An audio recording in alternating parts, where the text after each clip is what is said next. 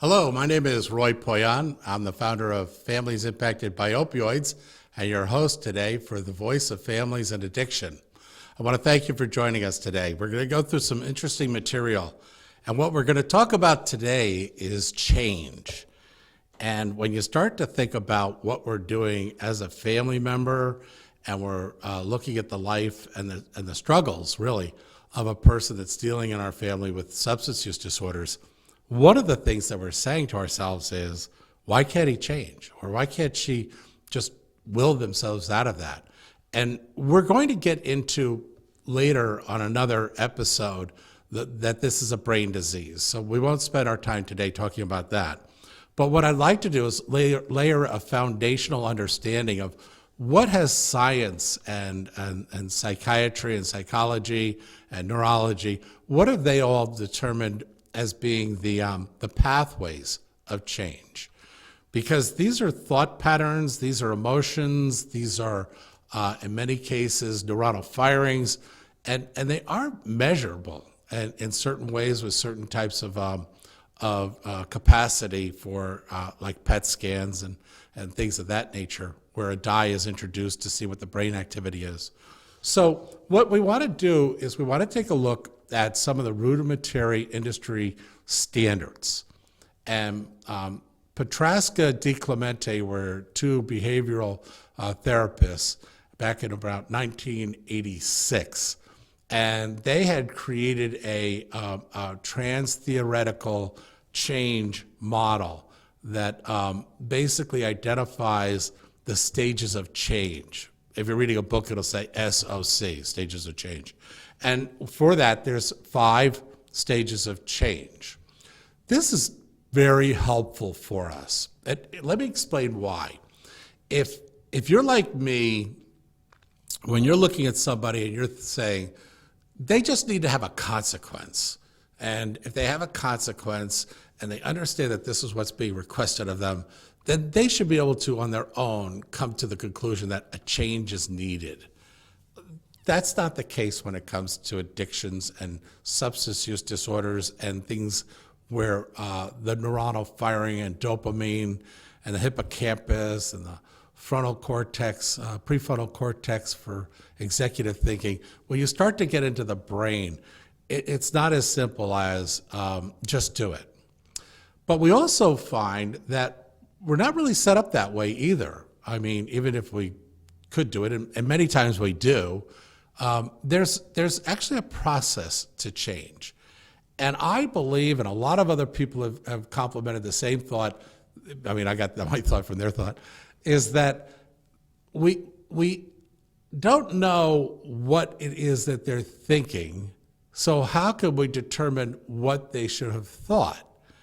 And I'm not trying to get into the complexities of which came first, but in an actual understanding, if our stimulus to them, which is, I'd like to see you change, I'd like to see you do things this way, boy, there's a lot to take into account when we're looking at that.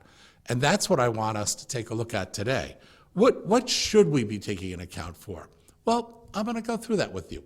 And we're going to look at the 5 stages of change, and here they are. The first one is pre-contemplation. The second one is contemplation. Pre-contemplation, contemplation. And then the third is preparation. And the fourth is action. And the fifth is maintenance. And you might say, okay, Roy, are you done? It's pretty simple. I wish it was that simple. I mean, those are just the titles. And now comes in all the science.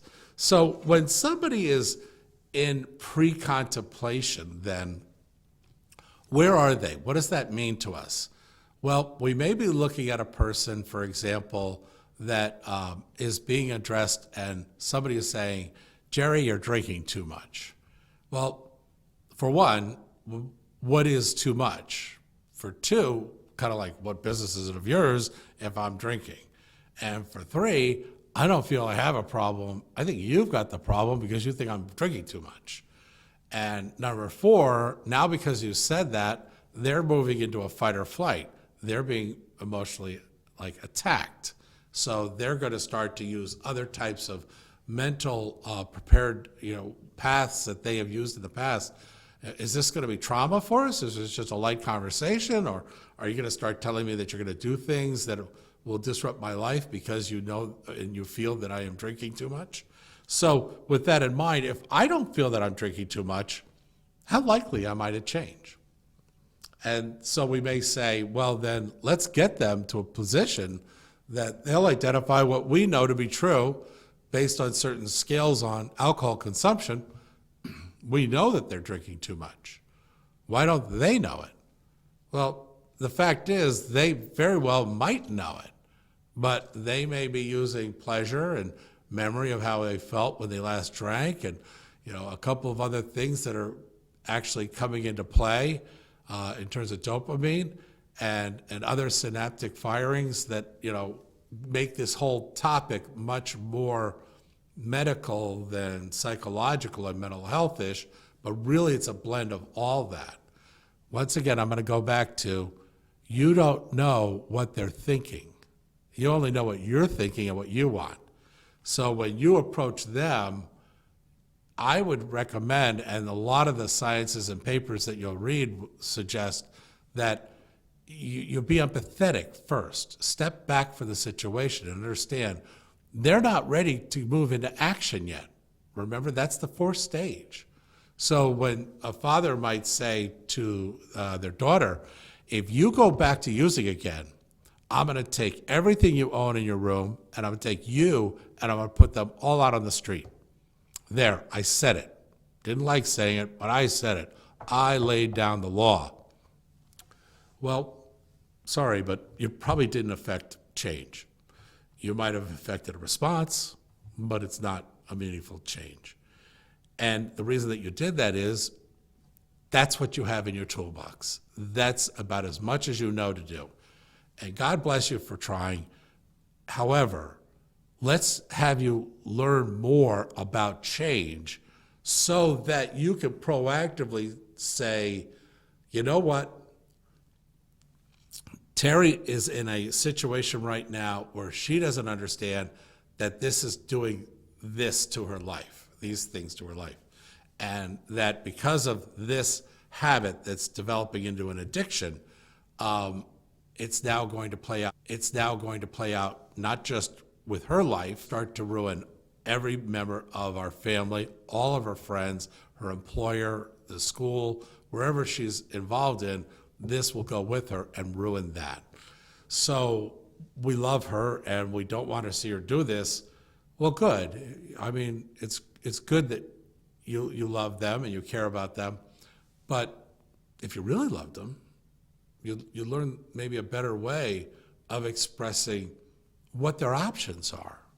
So when they sit there and say, this is what I'm doing, they're basically saying, I don't know how to do anything different. These are called the 3 Ds in pre-contemplation.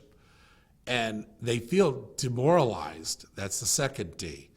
And that demoralization comes from, I've tried to quit and I failed. Well, no, you didn't fail. You just needed to tweak a couple of things, and it's a bump in the road. Substance use disorders is a journey, and you will have turns and dips and highs and lows. So you can expect all those, and they can be demoralizing. They can ruin our self-esteem when we're going through this. They ruin our self-confidence.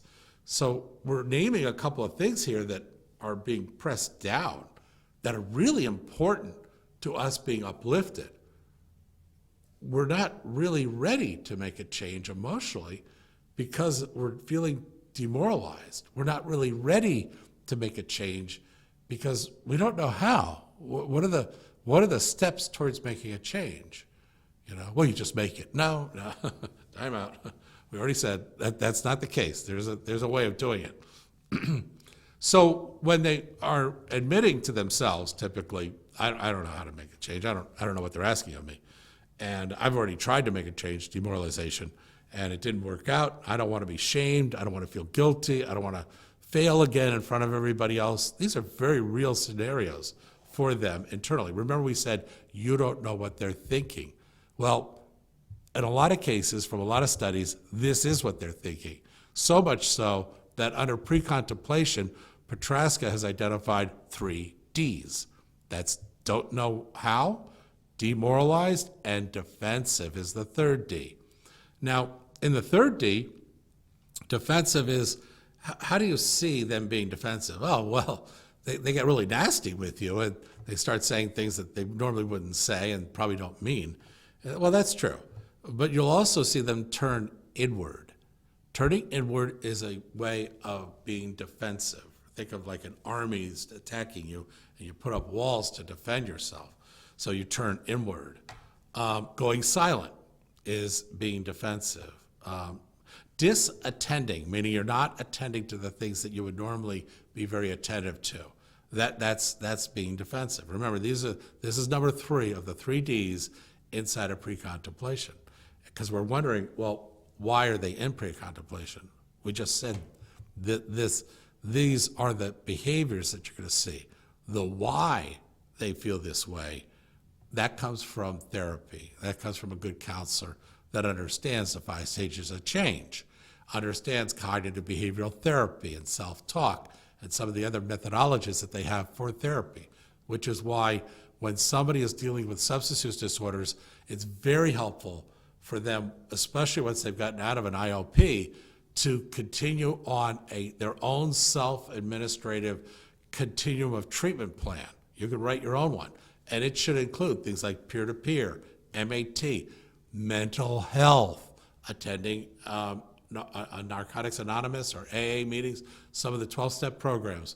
These are all supportive in terms of you're creating an environment of, continuous, sustainable, successful recovery. Well, understanding this understanding the stages of change is a critical part of the family's ability to support this environment. So let's take a look at other areas. Internalizing, turning outward, meaning more or less projecting, displacing, saying, well, listen, this isn't my problem, this is your problem. If you weren't doing this, I wouldn't be doing that. That's pre-contemplation. Rationalizing, well, I don't do it, I only do binging maybe once a week. It's not like I do it every day. And it's like, well, you do it more than once a week, and even doing it, period, isn't healthy for you. So, we're still talking about the same topic here that you need to change from. And then intellectualizing is another one. So with that in mind, pre-contemplation has the 3 Ds. They don't know how to change, so they don't change, and they don't know the next step. They feel demoralized, meaning I've tried this before and it didn't work, and so I'm kind of like, I don't want to embarrass myself again, and they're feeling defensive. I'm sure you can appreciate the fact that that needs to change, okay? And that we can help to support them. And in the second part of today's presentation, we'll talk about how to motivate them, almost like in an interviewing fashion, how to motivate them to go from pre-contemplation to contemplation. But let's now talk about contemplation.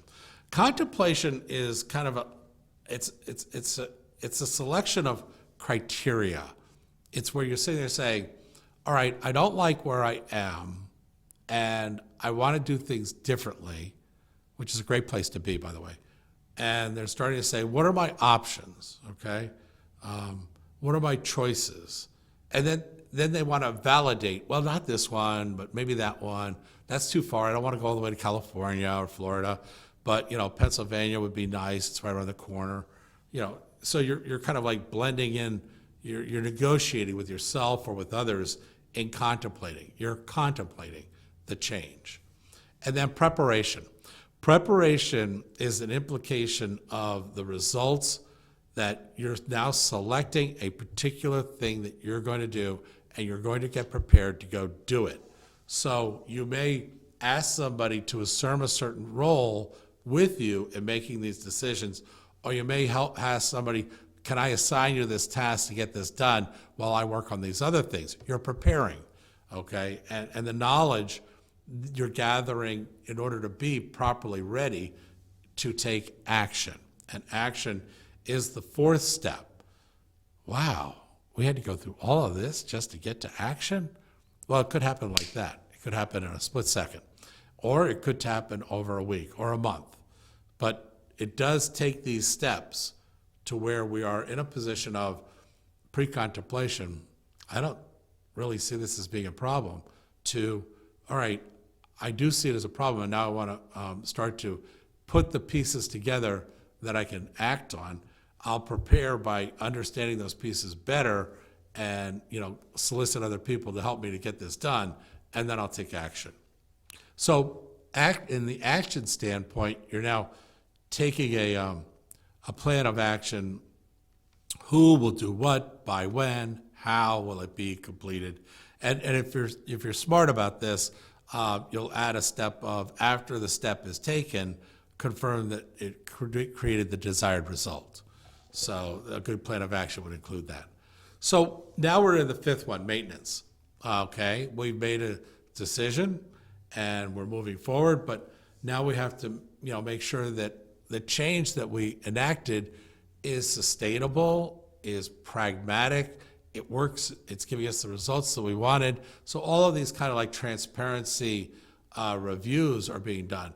In some cases in marketing, they call it cognitive dissonance, or you've heard the term buyer's remorse. That's a form of maintenance where you say, you just bought a Buick and you're sitting at the stoplight and somebody pulls up in a really nice, Fiat, and you're sitting there thinking, oh, for the same amount of money, I could have gotten that. That's cognitive dissonance, where you're questioning the quality of your decision.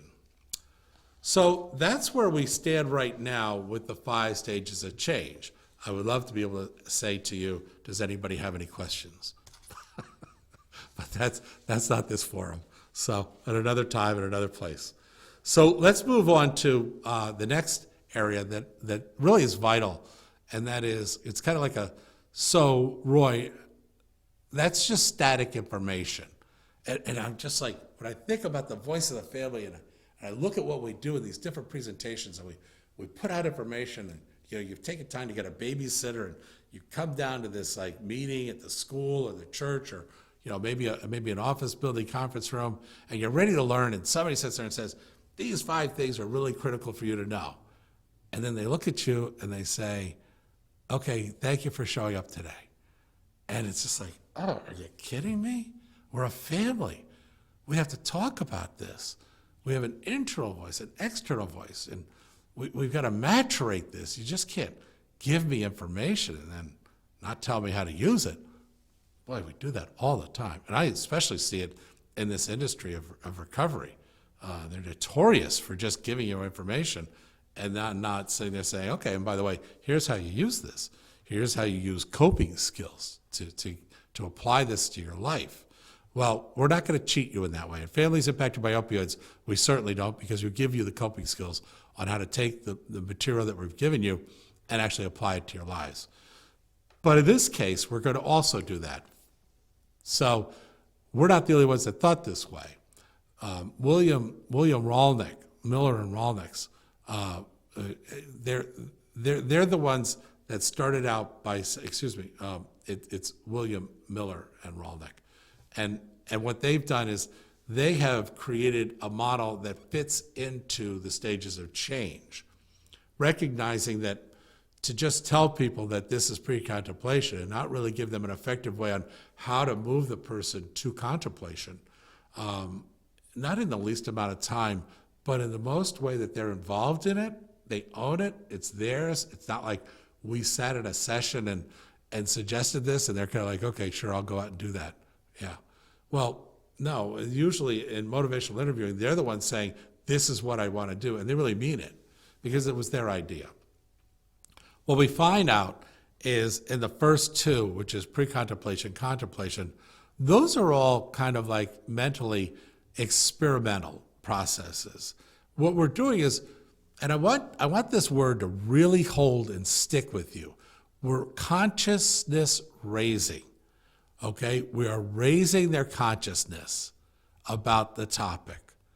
If you're going to do anything in pre-contemplation, that's probably the most valuable conversation, sentences, discussions that you can have, is to raise their consciousness of there is a change that is available for you, and we can show you how. But you have to be, interested in listening and then making this yours, not me telling you, but making it yours, which means it's more you doing the talking than it is us. So when we start to say that, well, we're talking about how safe is this relationship? Because I'm really not going to experiment with something like pre-contemplation and contemplation with you and let you into my internal thought life and then take advantage of me or, emotionally abuse me if you're not a trusted person. So the quality of the relationship is really important. My ability to do self-reflection is really important. So when you're sitting outside this person's life and you're looking at them and you're saying, "Geez, they're not taking any time for self-reflection. I mean, I've got to bring up all the examples." Well, that's the wrong side of the conversation. They should be bringing up their self-reflection, not you telling them what their self-reflection is. So in that term, maybe emotional arousal is another area of experimental process, which is found in the two areas of pre-contemplation and contemplation. You want them to emotionally engage in the topic that you're discussing. And then kind of an awareness that this is going to give you a social liberation. You're going to feel more in control of your life. When you get out of pre-contemplation, where you're denying that everybody's got it wrong and you've got it right, and you know that you probably don't have it right, that's an entrapment mentally. So, they may push back is one way of phrasing it, but in a way, they really do want the undertow of, I'm going to push back, but don't give up on me. Please, don't give up on me. Maybe show me empathy and give me little things that I can hold on to. Show me that it's safe.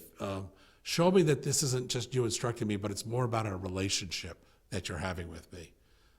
Then that gives me the ability to move forward with you. So that's where that sits in pre-contemplation, contemplation. The other parts are behavioral, and that is where you're moving into preparation, action, and maintenance. Those are very actionable items.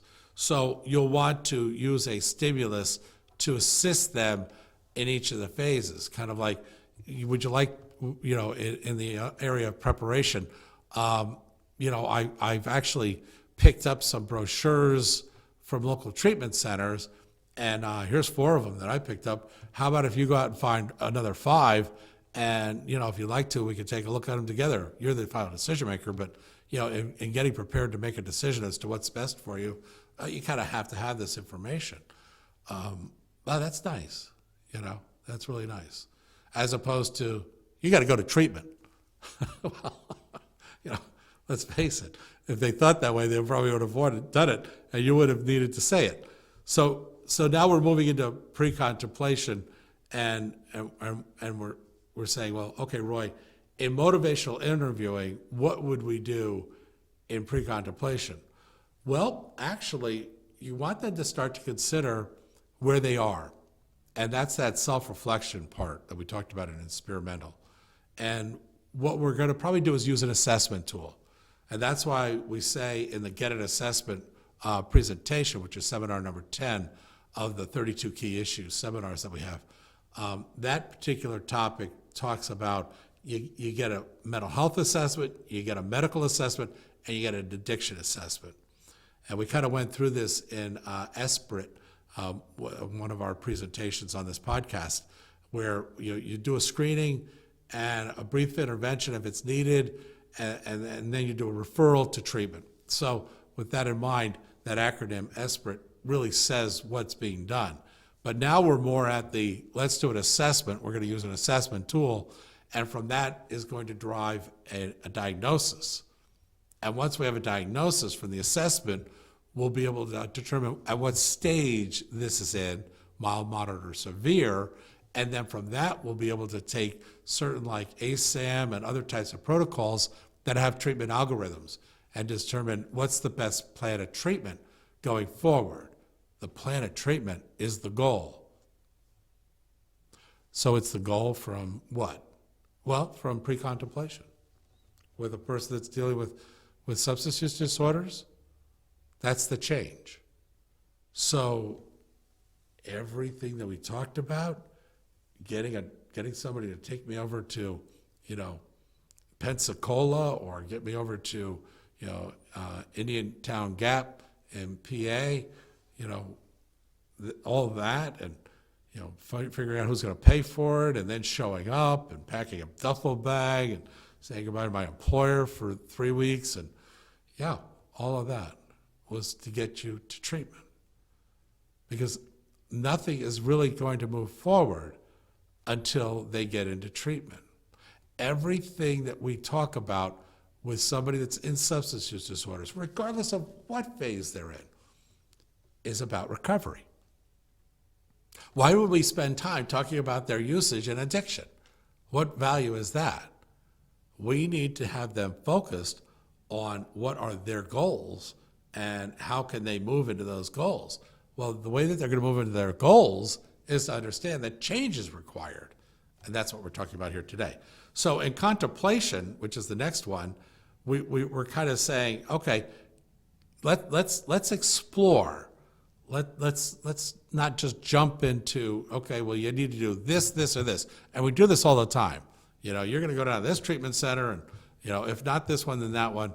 It's like, well, hold on, slow down. If you want them to own it, and you do, then stop making the statements for them and be more of a conversation. Remember, this is in pre-contemplation, this is a relationship. This is empathy. This is you understanding that you are negotiating in order to help them by creating an environment where change is going to be safe and possible, because you know what comes next. Because after you explore, you're going to elicit their response, and then you can offer something, but not until then. And then if you need to, you can provide something. So with that in mind, there are steps inside of contemplation that when you take a look at motivational interviewing, that's what you'll find is in that kind of content. So preparation is the next one, and deciding how to change is a part of the preparation. It's kind of like, think of preparation as being process or productivity or kinetic in terms of there's a physical action taking place. And now you've stepped out of what we said was the experimental part, and you're into the behavioral part of the 5 stages, which are the next 3.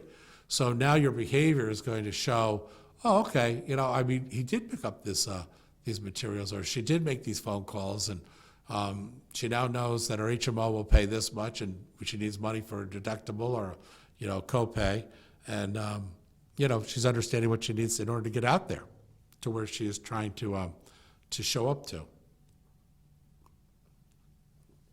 So when we do that, we're going to look at then action. Action is going to be the next opportunity for us to see the behavior, and we want to be ready to support it.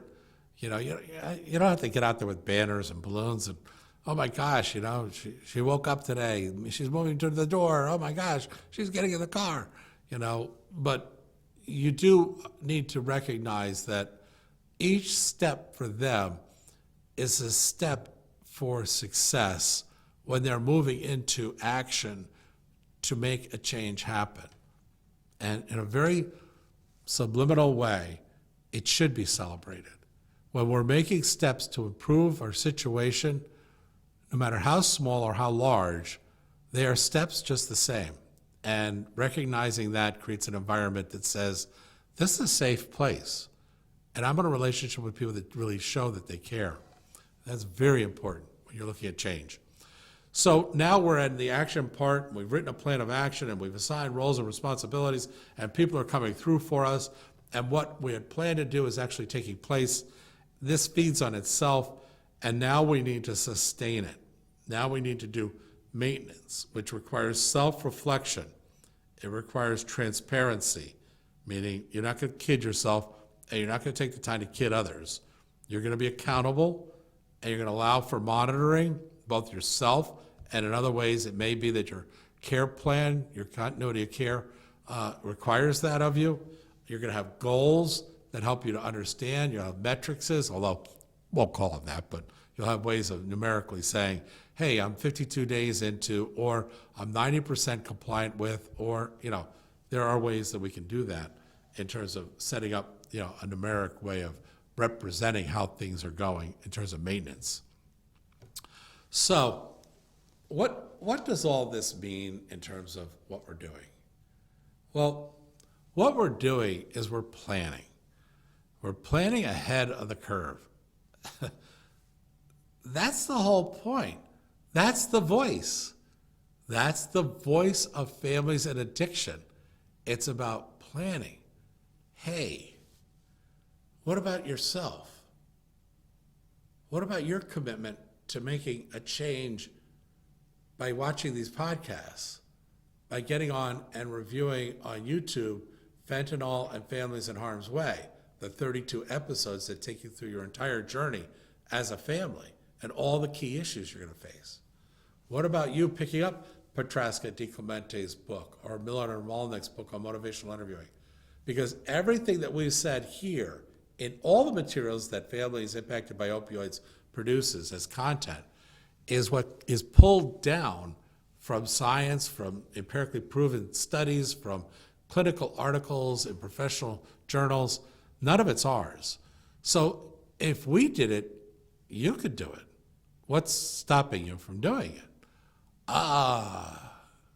Change. That's right. And you don't have a plan, very possibly. Maybe you do, maybe you don't. That's not criticism. But by you understanding that planning is a way to mentor in the process of moving forward. And guess what?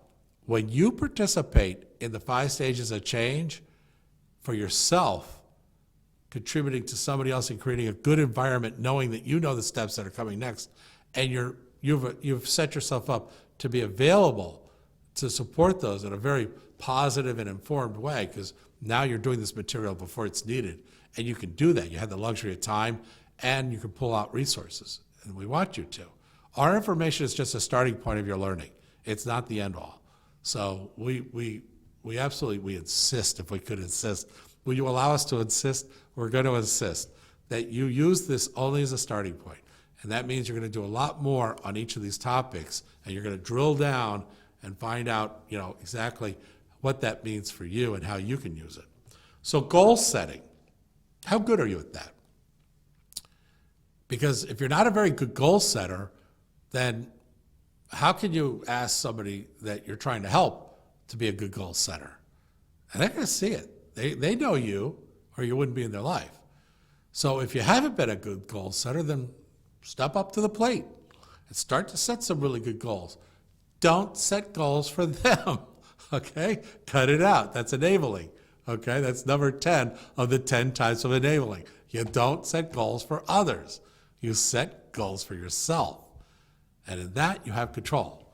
So start with the end in mind. That's what we suggest. That's Stephen Covey's work on First Things First, and a lot of great work is done there.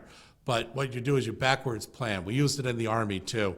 Classic example, I was a field artillery officer, so I had to plan the battlefield and the movement contact with infantry and engineers and armor tanks and close air support coming in. So that was my field of, where my responsibilities were. So when we started to say, okay, how are we going to plan this out? I would say, okay, we've occupied the hill or the town. What happened right before then? And then what happened right before then? And I backed my way all the way up to garrison, where we were sitting there saying, okay, we're writing a plan that we just got a set of orders from division that the battalion is moving out on this date, and we're going to load up our tanks and infantry vehicles on these rail cars, and that's going to get us into the theater of operation, and da-da-da-da-da. So backwards planning is the most effective because you leave fewer things out, number one, and you typically stay in your lane and on topic, number two. So learn from the professionals, and you might want to consider that as a style for what you need in terms of each stage. So building hope. Yeah, we actually have to purposefully build in hope. How often do you use the word hope? I hope so. I hope you use it a lot, because hope is critical for yourself. You might sit there and say, well, all right, it's critical for the person that's misusing substances. Yeah, right, okay. You're just displaced. The fact of the matter is, and you have to be willing to admit this, hope is your best friend. It sits there all the time. Hope never leaves you. You leave hope, but hope doesn't leave you. You just need to learn how to tap into it, which means you have to let go of what's blocking it and let it come in. And when you do that, it's going to bring a bunch of its friends, and all of them will become your friends too. So affirming words allows you to hear things that are hopeful. So use words that affirm. Use words that are empathetic. Use sentences and phrases that are kind and fruitful. Give a high presence to the idea that hope matters. And then review your plans and goals with hope in mind. Review pre-contemplation with hope in mind, and contemplation and preparation and action and maintenance. Use preparation, contemplation, and action and maintenance with planning. Use pre-contemplation, contemplation, preparation, action, and maintenance with goal setting. And basically take a lifestyle inventory today. Don't delay. Take a lifestyle inventory of how you are currently living your life. Where do you spend your time? Who do you spend it with? What do you pay for it? How much emotion do you pay into it, not just financial? How do you include others? How do you exclude others? What is your lifestyle? Write it out. Because until you know who you are, you're not going to really be able to help the person with who they are. And you're going to be much better able to straddle and traverse the different turns and twists that this journey with substance use disorders will present to you. Your lifestyle, as you understand it and the way that it is all that matters. I'm not asking you to ask somebody else to tell you what your lifestyle is. This is your definition of, this is who I am, this is how I conduct myself. And if you feel that you need any changes done, well, guess what? You now have the model that tells you exactly how to make those changes. And it's written in books, and it's on YouTube, and you can have a lot of fun in terms of learning something new for yourself and be a real advantage for others. Now, in the Family Solution Finder Learning Series, which is a part of the 32 Key Issue seminars that the Families Impacted by Opioids website has. That's familiesimpactedbyopioids.com. And in there is a portion called the 3Ds coping skills. And that's determine a solution, develop a decision, and design a plan of action. 3Ds. Apply the 3Ds to preparation, to pre-contemplation. Apply the 3Ds to contemplation. Apply the 3Ds to preparation. Apply the 3Ds to action, and apply the 3Ds to maintenance. They are your coping skills. Become really strong. I mean, like really strong in how you use these 3 coping skills.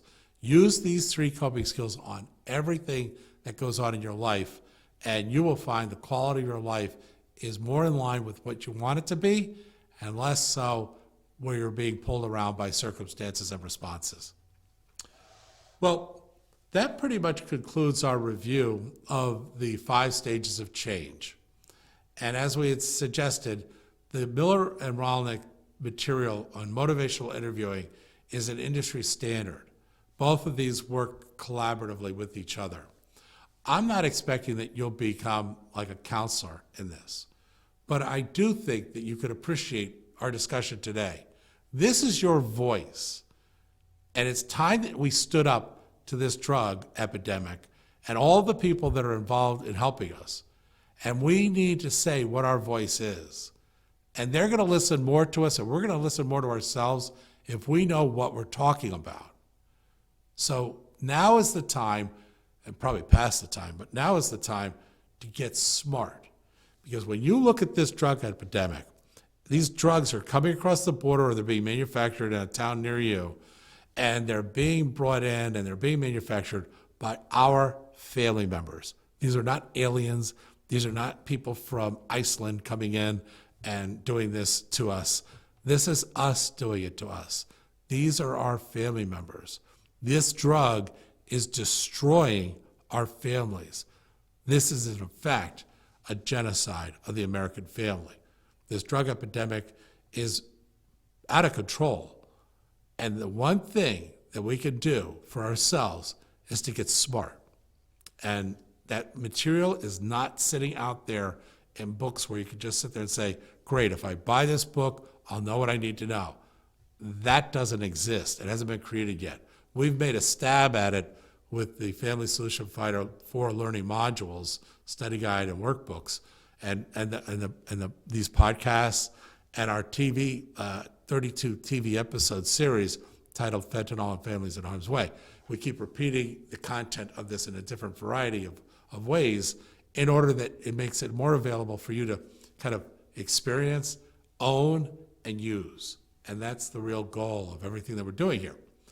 We would welcome you to participate in this. We would like you to start a Families Impacted by Opioids center in your area, and we'll title it a Family Solution Finder Learning Center.